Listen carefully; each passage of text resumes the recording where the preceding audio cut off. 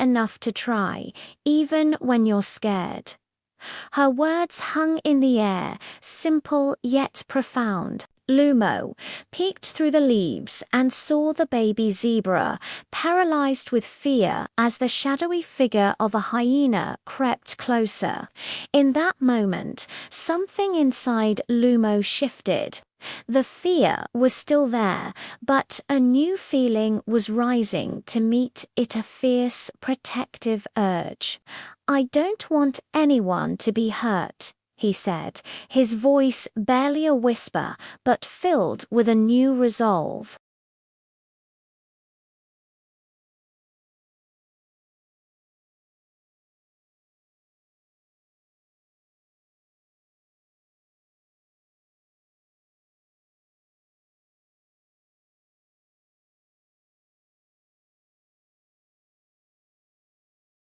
His voice trembled at first, a small, uncertain sound. "Ah, ah." But then he thought of the little zebra of Kiki's words, and he pushed with all his might. "Draw." It wasn't the thunderous, earth-shaking roar of the other lions. It was different.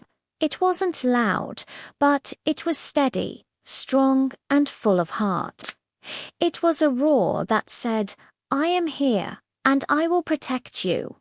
The hyena froze, startled by the unexpected sound. It hadn't expected a lion, no matter the size of its roar. A lion was still a lion.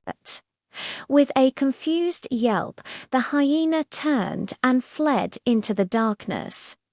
A heavy silence fell over the savannah.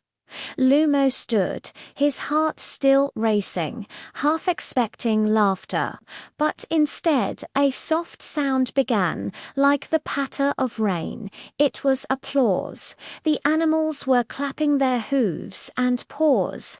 The baby zebra trotted over, nuzzling against Lumo's leg.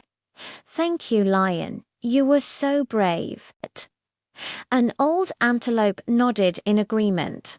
"You saved us all tonight." Another creature added, "That roar was the bravest sound I've ever heard." Lumo looked around, surprised and overwhelmed.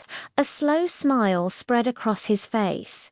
"It wasn't loud," he said almost to himself, "but it worked." Kiki scampered up and beamed at him. "That's because it came from your heart, Lumo, and that's the strongest place a roar can come from." As the first light of dawn filled the savannah with its warm, hopeful glow, Lumo felt different.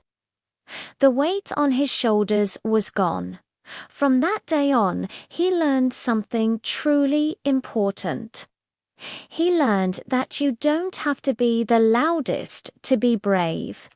You don't have to be the strongest to be a hero.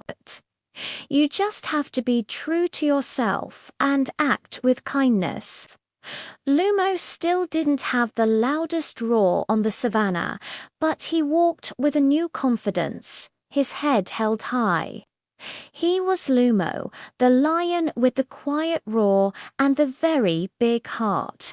Thank you so much for watching this story.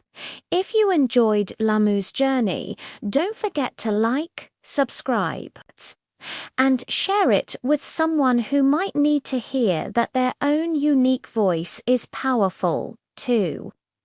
See you in the next video.